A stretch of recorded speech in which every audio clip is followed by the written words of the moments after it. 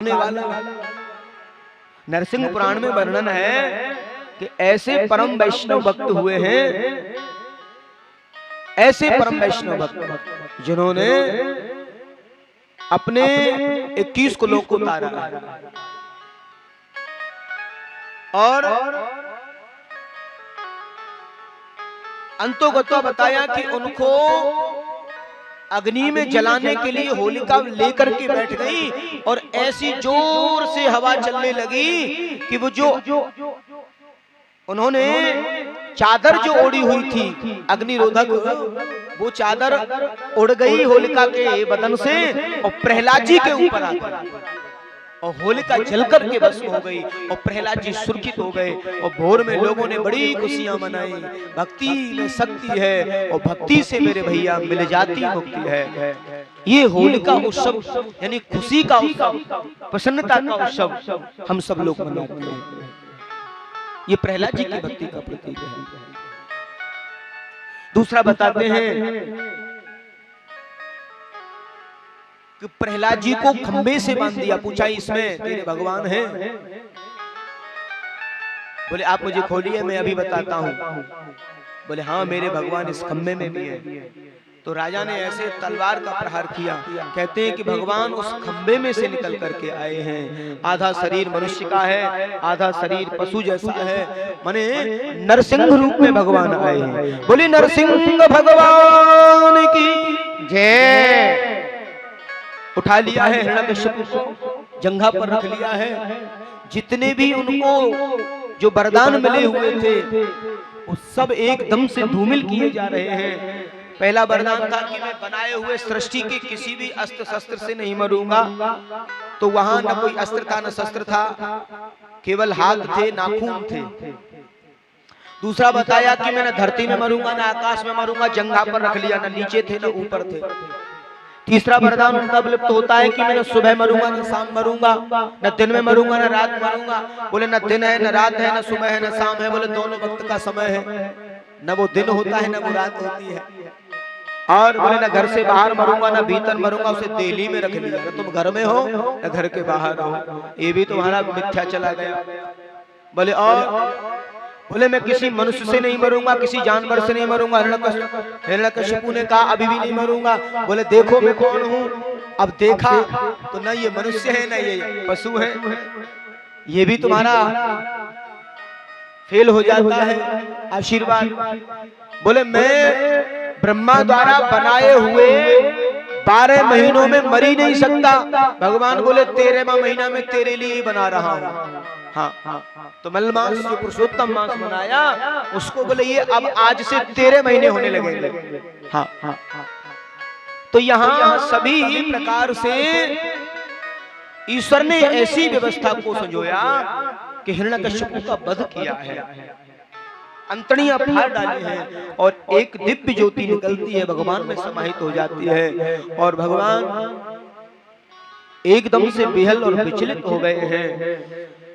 प्रहलाद ने भगवान को शांत किया है। संतों ने कहा है कि प्रहलाद जैसा भक्त होना एक विलक्षणता का विषय है। और प्रहलाद ने भगवान को पा लिया, मुक्त किया है, अपने कुल को अपने परिवार को मुक्त कर दिया है। और प्रहलाद की जो भक्ति है वो बड़ी आनंदमयी भक्ति। कहते हैं कि प्रहलाद ने जो भक्ति की वो 9 प्रकार की भक्तियों के बारे में, भक्ति के प्रकार हम जो भक्ति करते हैं उसे नवदा भक्ति कहा गया है। 9 प्रकार से भक्ति की जाती है। नवदा भक्ति का भाव समझाया और कहा कि व्यक्ति चाहे तो 9 प्रकार में से कोई भी एक प्रकार ले और उससे भगवान की भक्ति कर ले। 9 प्रकार की भक्ति है। भक्ति की 3 धाराएं हैं, विश्वास, संबंध और समर्पण। ये प्रहलाद जी ने बताया। ताली बजाकर कीर्तन करना सिखाया, ताली बजाकर कीर्तन करना सिखाया। हम जो ताली बजाते हैं ना, ये प्रहलाद जी ने ही सिखाया। हाँ, एक बार प्रेम से बोलिए राधे राधे राधे राधे। कहते हैं सूर अनेक फिरे कड़ मांगत, पे पद सूर स्वाद कहाँ, पुन ताल मजीरा बजाती फिरे, मीरा मतवारी सिचाह कहाँ। सिया राम कथा कितनों ने लिखी, तुलसी जैसी मर्याद कहाँ। नरसिंह बसे प्रति खंबन में, पर काढ़न को प्रहलाद कहाँ। नरसिंह आज भी प्रत्येक खंबे में बसते हैं, पर काढ़ने को प्रहलाद जैसी भक्ति चाहिए, निकालने को प्रहलाद जैसा विश्वास चाहिए कि खंबे में भी भगवान है, हर व्यापक सर्वत्र समाना, और प्रेम से प्रकट होए भगवान। भगवान तो सब जगह व्याप्त है, हर जगह भगवान है, कहाँ नहीं है, कण कण में भगवान विद्वान है।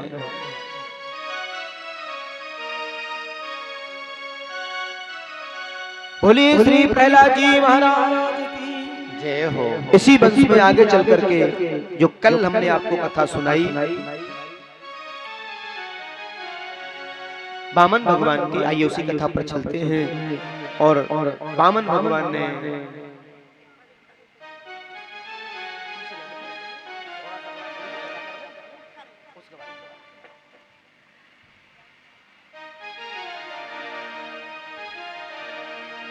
एक बार प्रेम से बोलिए राधे राधे राधे राधे। कल जो सायंकालीन बेला में हमने बड़ा भाव लिया, वामन भगवान की कथा का आनंद प्राप्त किया, वामन भगवान की कथा को सुना, और वामन भगवान का बड़ा सुंदर दृश्य झांकी के रूप में हमने दर्शन किया, झांकी के रूप में दर्शन किया। कहते हैं यद्योत्मसलोक भवान ममेरति बचो बिलीकं सुरवर्यमयते, करो मृतं तन्न भवेत प्रलंबन, पदम तृतीयम कुरुशीष्ण में निजं। कहते हैं देवताओं की कार्य सिद्धि के लिए भगवान आए, देवताओं की कार्य सिद्धि के लिए भगवान का अद्भुत अवतरण हुआ। कुल मिलाकर के 52 अंगुल के भगवान आए हैं।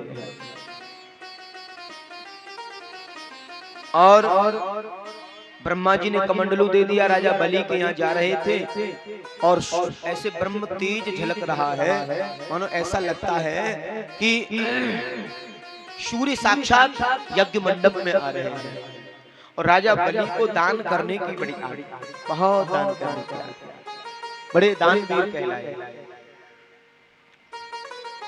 दानवीर माने ऐसे उनके यहाँ जो भी आए उसे खाली हाथ बिल्कुल नहीं जाने देते कभी भी। राजा ने देखा, मुझे लगता है मेरे घर कोई महान संत आ रहे हैं, छोटे से महात्मा, बिल्कुल नन्हे से, और बड़ा ब्रह्म तेज झलक रहा है, सुंदर स्वरूप है, बिंबा फल जैसे होठ है, टमाटर जैसे गाल है, शंख जैसी ग्रीवा है। और एकदम से देख करके और राजा बलि तो प्रसन्नचित्त हो गए। कहा गुरुजी, और शुक्राचार्य जी बैठे हैं सभा में, कहा गुरुजी ये मुझे लगता है ऐसा दैदीप्यमान हो रहा है मेरा यज्ञ मंडप, ये कोई विप्र कुल से कोई ब्राह्मण नहीं, मुझे लगता है साक्षात सूर्य आ गया। अब गुरुजी तो गुरुजी होते हैं, गुरु तो सब अनुभवी होते हैं। गुरुजी बोले कुछ गड़बड़ लग रहा है मुझे, चेला को ज्यादा ही लालहाई तो रहा है, और दरस परस से जिसको इतना सुख मिल रहा है। अब गुरुजी ने देखा और छाता ताने भये, माला झोली चल रही, आइए महाराज प्रणाम, हाथ से इशारा कर दिया, बोले नहीं, महाराज जी प्रणाम। अब किसी से कुछ लेना हो तो कुछ तो करना पड़ेगा। हाँ तीसरी बार का महाराज जी प्रणाम। गुरुजी बोले काय को बार बार बोल रहे हो, तुम्हें मालूम नहीं माला चल रही है महात्मा की। और माला करते समय बोला थोड़ी जाता है, भजन कर रहे हैं, भजन पूरी हो जाएगा तो बोलेंगे आशीर्वाद। अब तो है माला पूरी हुई, ऐसे किया, ओहो आयुष्मान भव, यशस्वान भव, कीर्तिवान भव। आप ही का नाम राजा बलि है। अब देखिए, हाँ हाँ हाँ महात्मा जी मेरा ही नाम राजा बलि है। ओहो तुम्हारे दादा प्रहलाद बड़े दानी थे, तुम्हारे परदादा हिरण्यकश्यप भी बड़े दानी थे। ओ दादा परदादा का जब नाम लिया तो और भी श्रद्धा बढ़ गई। ये नन्हा सा ब्राह्मण का बालक मेरे दादा परदादा का नाम जानता है, हैं? और जब अब दो बात है, एक तो लगा कि कोई बड़ा जानकार ब्राह्मण है, और दूसरा किसी के दादा परदादा की कोई बड़ाई करे तो फिर बात अलग ही होती है। हमारे दादा परदादा का नाम लिया जा रहा है, हमारे दादा परदादा भी ऐसे रहे। अब महात्मा क्या बोले, भाई तुम्हारे दादा परदादा भी बड़े दानी थे, और तुम अगर दानी हो तो कोई बड़ी बात नहीं है, दादा परदादा भी खूब दानी थे तुम्हारे। हाँ हाँ महाराज मेरे यहाँ भी कोई कमी नहीं है, जो भी ब्राह्मण मेरे यहाँ आते हैं मैं उन्हें दान देता हूँ, खाली हाथ बिल्कुल नहीं जाने देता। आपको भी दान बताइए क्या चाहिए। एकदम से बोले हमें क्या चाहिए, कर झोली उधर पात्र, बारिश होती है तो छाता है हमारे पास, और बैठने के लिए आसन में दबाए हुए हैं आसन है, और भजन करने के लिए ये माला माली है। हमें क्या जरूरत है धन की, न हमें किसी धन की आवश्यकता है, न कोई दान की आवश्यकता है।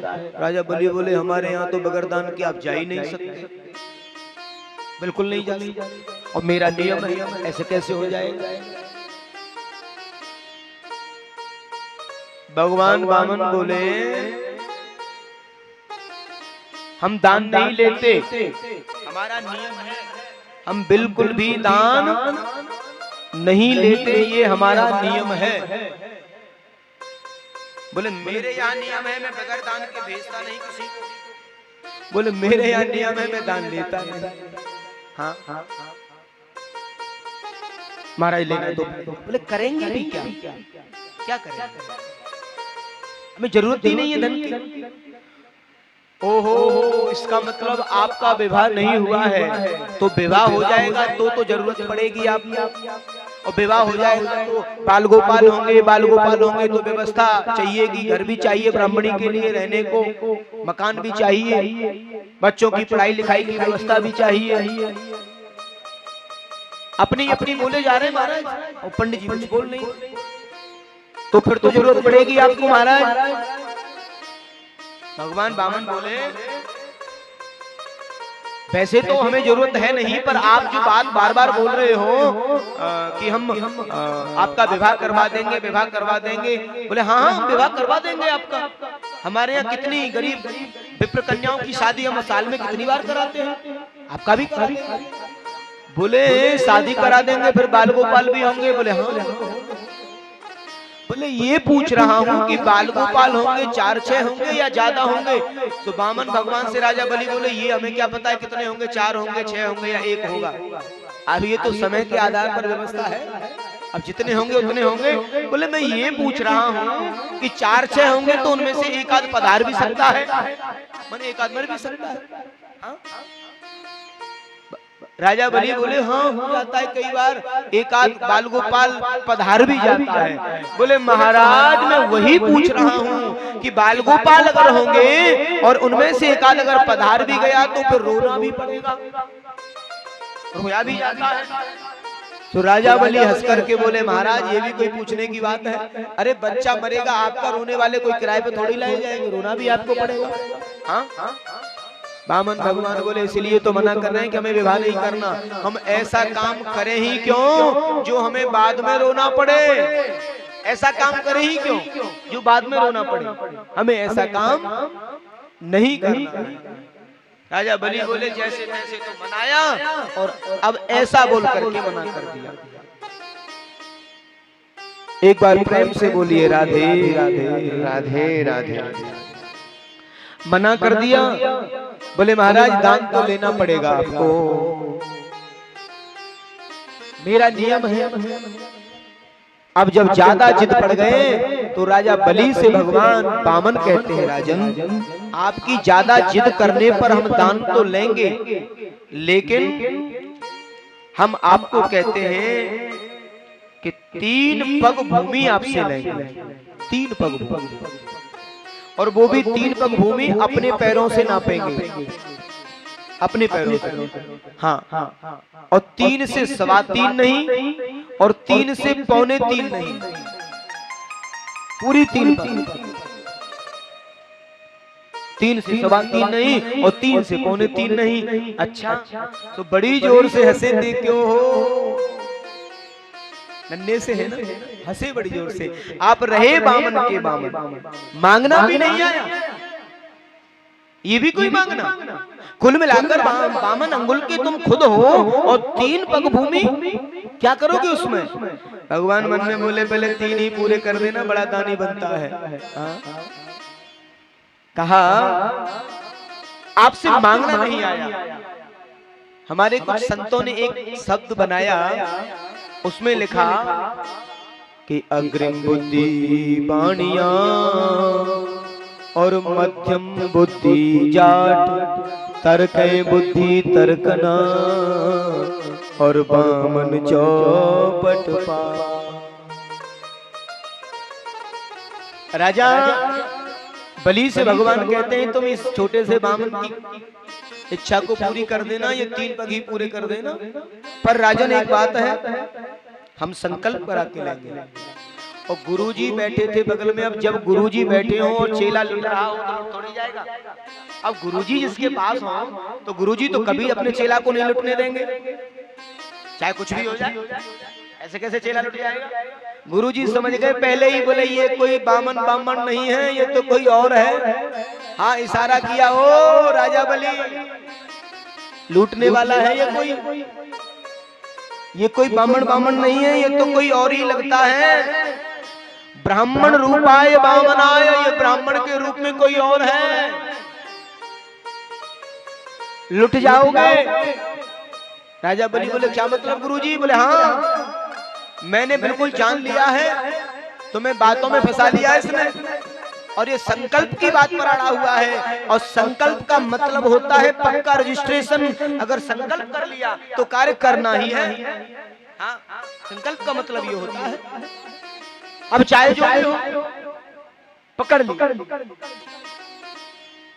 बामन भगवान देखने लगे गुरुजी बड़े चालाक हैं। हाँ, शुक्राचार्य तो शुक्राचार्य दैत्य गुरु है। शुक्राचार्य जी बोले, ओ पंडित जी मेरा चेला लुटेगा नहीं, मैं भी गुरु हूँ। हाँ, बामन भगवान बोले देखते हैं क्या होता है। मन ही मन चल रहा है दोनों का। सो शुक्राचार्य जी बोले, राजा बलि आप झूठ बोल के मना कर दो, झूठ बोल दो। राजा बलि ने मना नहीं किया। राजा बलि बोले मैं बिल्कुल झूठ नहीं बोल सकता। शुक्राचार्य जी कहते हैं तुम्हें झूठ बोलने से पाप नहीं लगेगा, नहीं लगेगा। मैं आपको उदाहरण दे रहा हूं महाराज, आपको झूठ बोलने से पाप नहीं लगेगा। मैं बिल्कुल बता रहा हूं आपको पाप नहीं लग सकता झूठ बोलने से। अब गुरुजी अगर ऐसा कहे कि चेला आप ऐसे बोल दो, झूठ ये झूठ नहीं है, इससे पाप नहीं लगेगा, तो विश्वास तो होता है मन में। बोले गुरुजी कैसे नहीं लगेगा? बोले हाँ, कि स्त्री सुनर्म विवाहे चब्रत्यर्थे प्राण संकटे गौ ब्राह्मण हितार्थ हिंसाया नानतम साजुगुप्सितम। बोले 8 जगह झूठ बोलने से पाप नहीं लगता। राजन वैसे ही लोग सच नहीं बोलते, और शुक्राचार्य जी ने ये श्लोक और दे दिया कि 8 जगह झूठ बोलने से पाप नहीं लगता। बोले हाँ पाप नहीं लगता राजन। बोले स्त्रियों से किसी भी बात को छुपाना हो, स्त्री सु अपनी घरवाली से कोई बात ऐसी गहरी जो बताने की नहीं है, अगर वो छुपानी पड़े तो श्रीमान जी को पाप नहीं लगता है। सुरेश जी ताली बजा रहे हैं, हम तो छूट मिल गई। हाँ,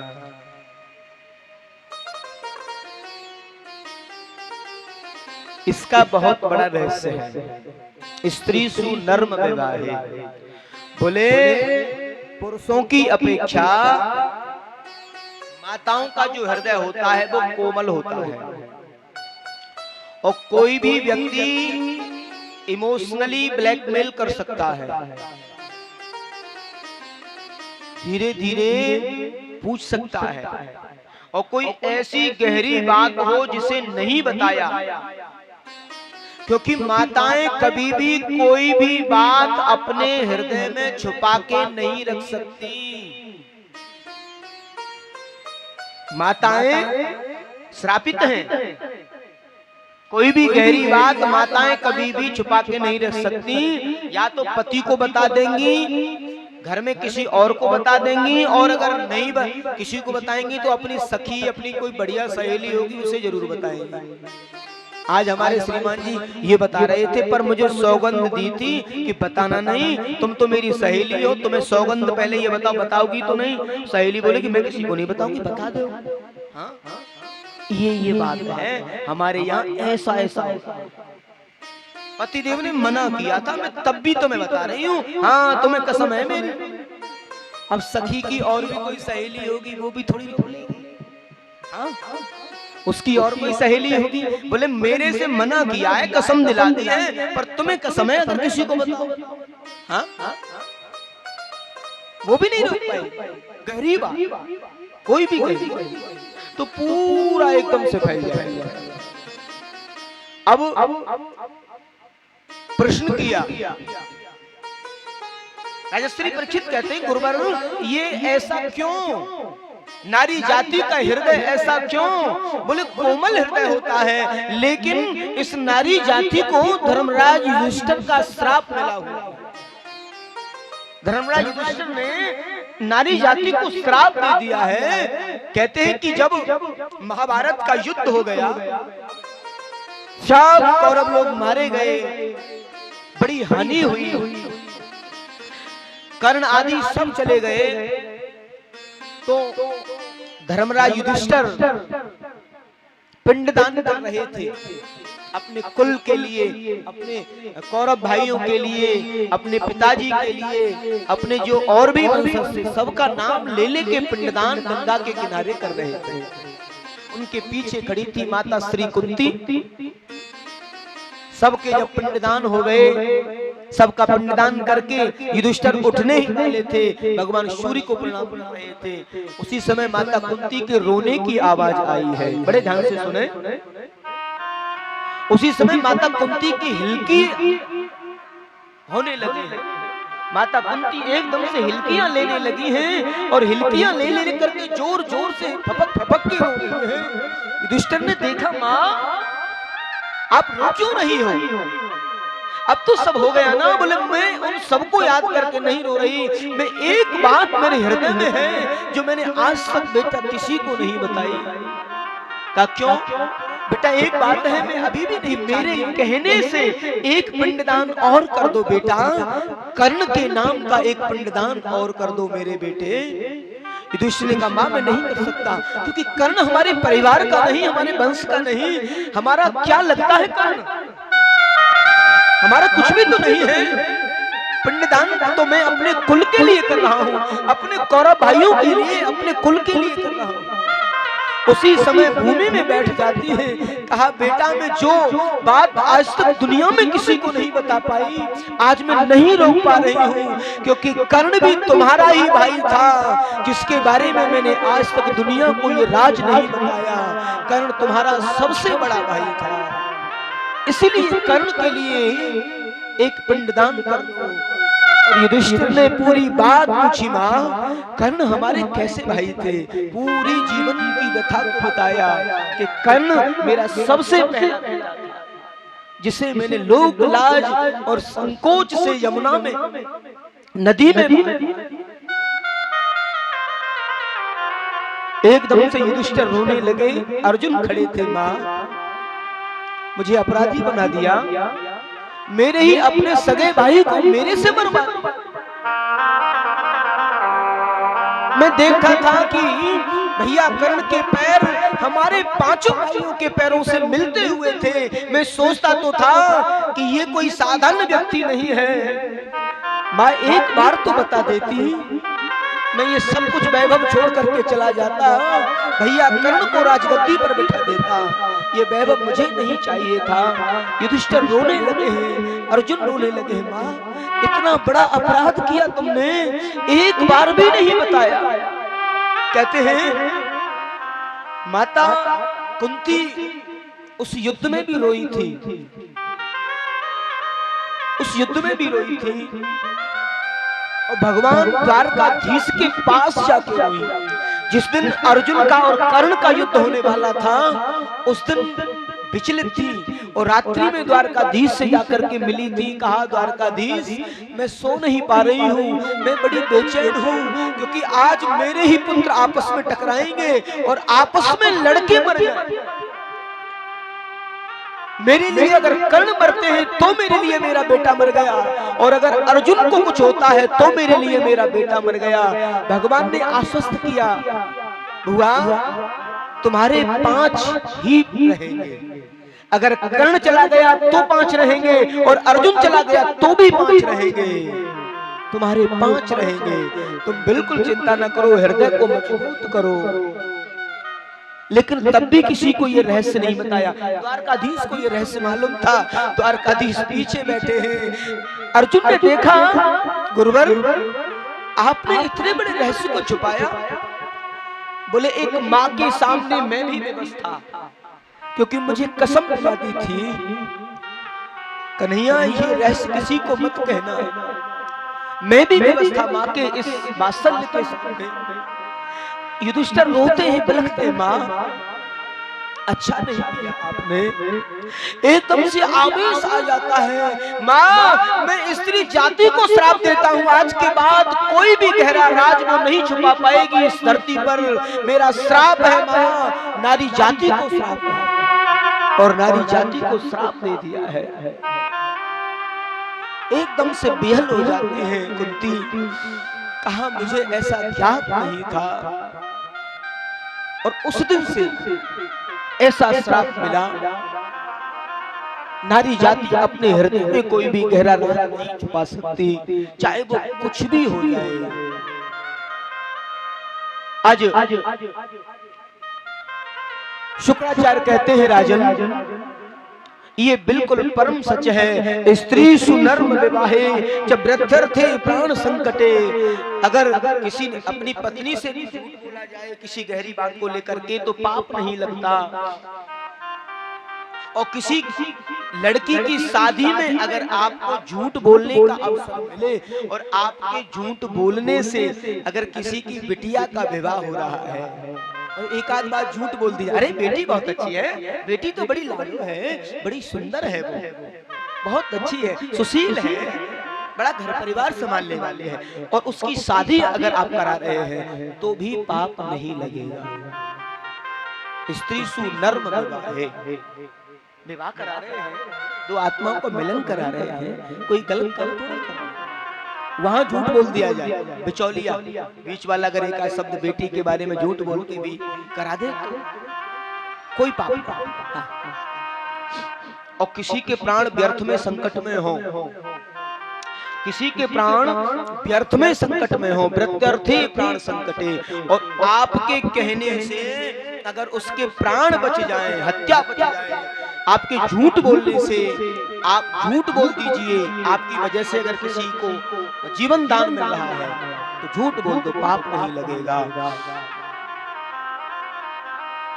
और गाय की हत्या अगर हो रही हो, गाय की हत्या हो रही हो आपके सामने, और कसाई अगर गाय को मारने आ रहा हो और आपकी आंखों के सामने निकल के जा रहा हो, और आपके सामने गाय भी गई, और गाय को देख करके आप से अगर कसाई पूछता है कि आपके सामने अभी गाय गई तो इधर अगर गई है ना तो उसको इधर बता, बोले भैया आई तो थी इधर गई।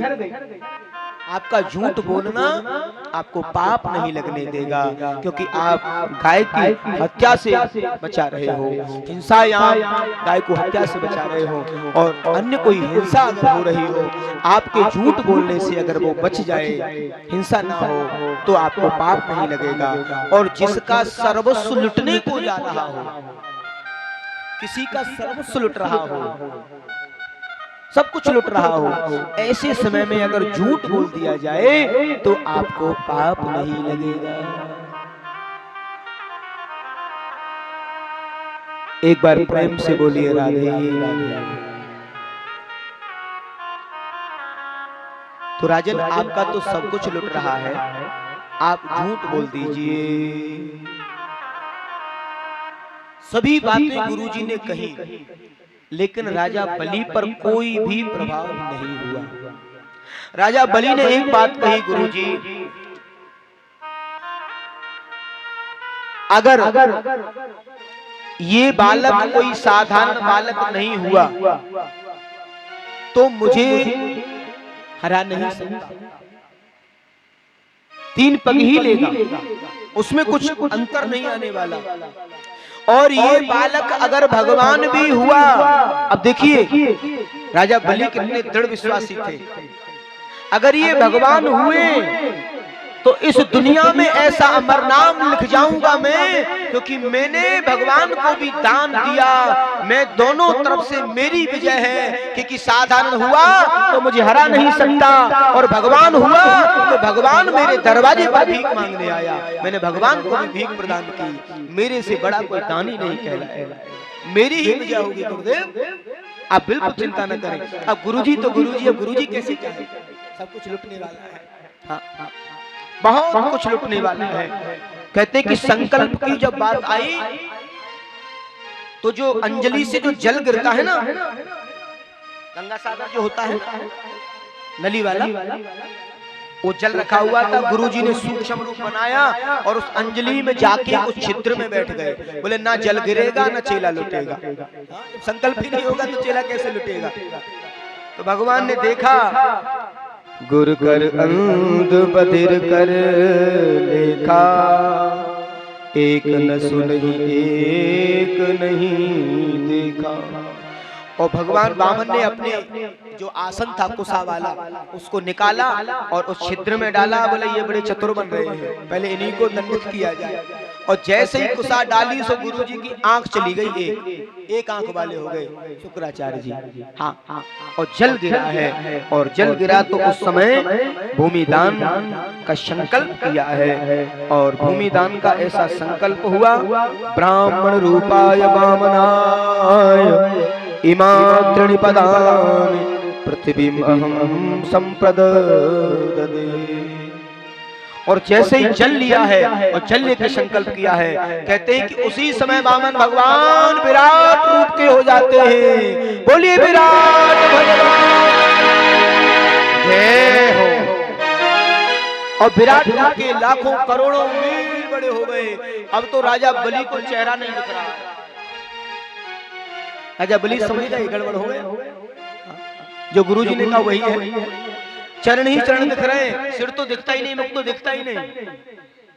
अब तो एक पग में धरती और पाताल को नाप लिया, एक पग में, दूसरा पग रखा तो आकाश में चला गया, और ब्रह्मलोक में वो चरण पहुंचा है। और ब्रह्मा जी ने जैसे ही भगवान का चरण देखा, ओहो ये तो मेरे सरकार के चरण हैं, और उन चरणों का प्रक्षालन किया है, और धोने वाला जो जल है वो कमंडलू में रख लिया है। बोलिए काम आएगा, आपदा के समय काम आएगा, क्योंकि ऐसा स्वरूप दोबारा मिलने वाला नहीं है। ये अथाह विराट स्वरूप है। और चरण धोए, बोले श्रम जल बिंदु कमंडल राख्यो, वो जल भगवान के चरणों का जल, उसी से परम आदरणीय माँ गंगा पधारी। ये वही जल जो गंगा के रूप में धरती पर पदार्पण हुआ, ये भगवान वामन के चरणों का जल बताया है। माँ गंगा का जो प्रभाव हुआ है। बोलिए गंगा मैया की जय। कहते हैं जामवंत जी ने परिक्रमा दी है विराट भगवान की वामन के रूप में, और 2 चरणों में सब कुछ ले लिया है। और राजा बलि से कहा, बलि बड़े दानी बनते थे, तीसरा पैर बताइए कहां रखूं, बताइए। पूरे 3 लूंगा ना, 3.25 ना 3.25। राजा बलि हाथ जोड़े खड़े हैं और आदेशित कर दिया सेवकों को, बांध लीजिए राजा बलि को, बांध के पटक दीजिए। बड़े दानी बनते थे। राजा ने दोनों हाथ जोड़ लिए हैं, प्रभु जो आपको मंजूर, जो दंड देना चाहो। राजा को बांध के पटक दिया है। राजा बंधे हुए पड़े हैं। कहा, प्रभु मैं कुछ पूछना चाहता हूं, बताइए क्या पूछना चाहते हैं। कहा, प्रभु आपने मेरा सर्वस्व ले लिया, कोई चिंता नहीं है मुझे, एक बात की चिंता है कि मैं आपको दिया हुआ संकल्प पूरा नहीं कर पाया, बस। कोई युक्ति मुझे लगती नहीं, एक युक्ति है मेरे पास आपका संकल्प पूरा करने की, शायद आपको मंजूर हो जाए। भगवान बोले, बताइए। बोले, प्रभु ये बताइए, धन बड़ा होता है या धनी? धन बड़ा होता है या धन का मालिक? हम आपसे पूछ रहे हैं कि धन बड़ा होता है या धन का मालिक?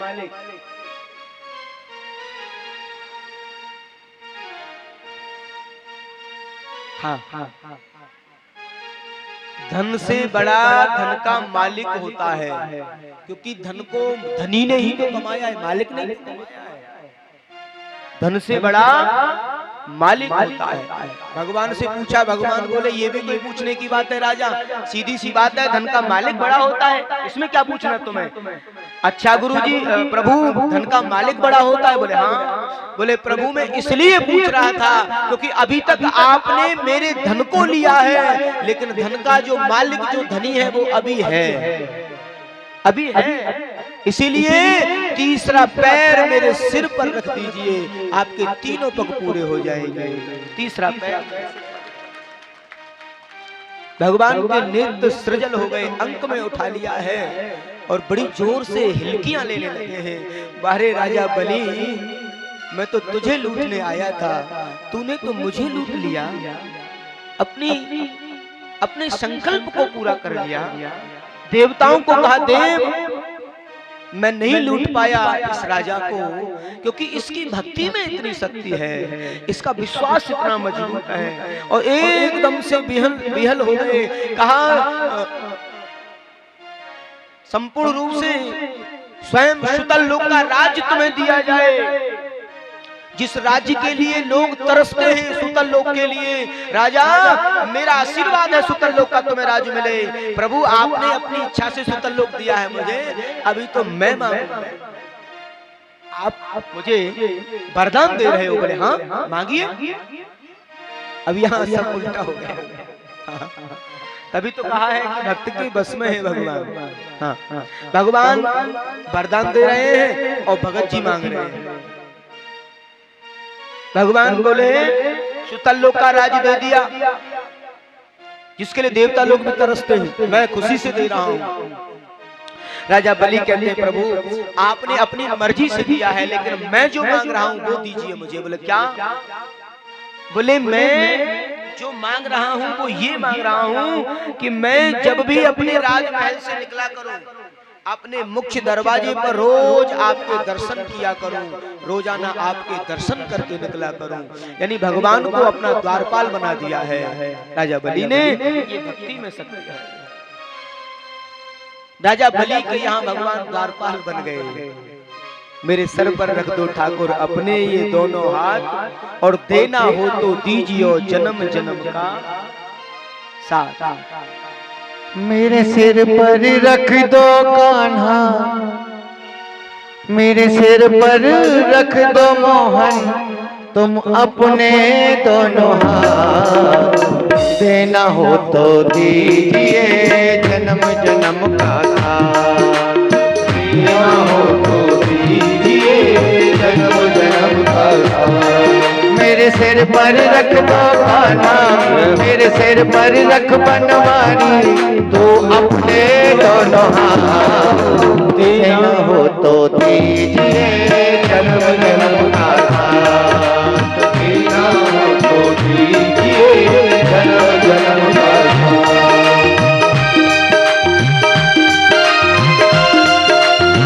श्री राधे जय हो।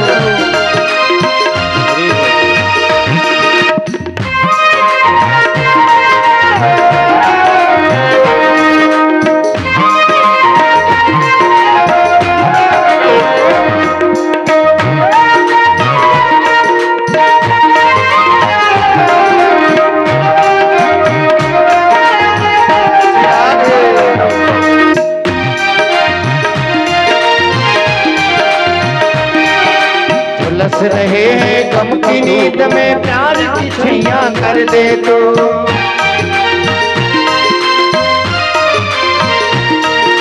झुलस रहे हैं गम की नींद में, प्यार की छैया कर दे तो।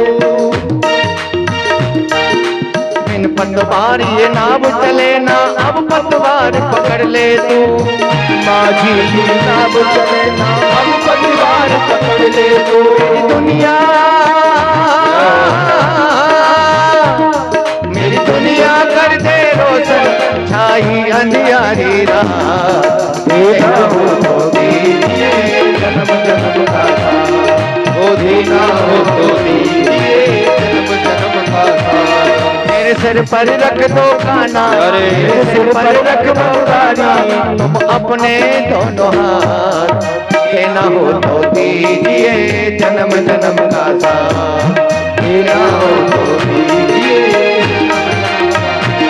कान्हा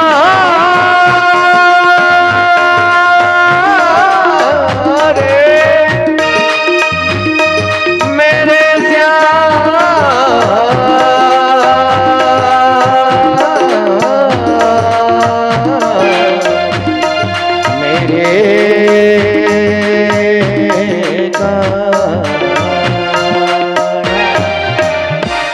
बोलिए वृंदावन बिहारी लाल की, शिवामन भगवान की जय हो। राजा बलि को भक्ति का वरदान दिया है, उधर माता लक्ष्मी को मालूम होता है और रक्षाबंधन का त्योहार आता है। अच्छा, ये जो काला, ये जो धागा बांधते हैं रक्षा सूत्र, ये कब से प्रारंभ हुआ है? कब से मालूम है? किसी क्यों बांधा जाता है? कुछ लोग तो बोले महाराज ज्यादा सा बांध देना, थोड़ा दूर से दिखना चाहिए। हाँ, अच्छा लगेगा, लाल है। कुछ काला भी बंधवा लेते हैं नजर गुजर के लिए।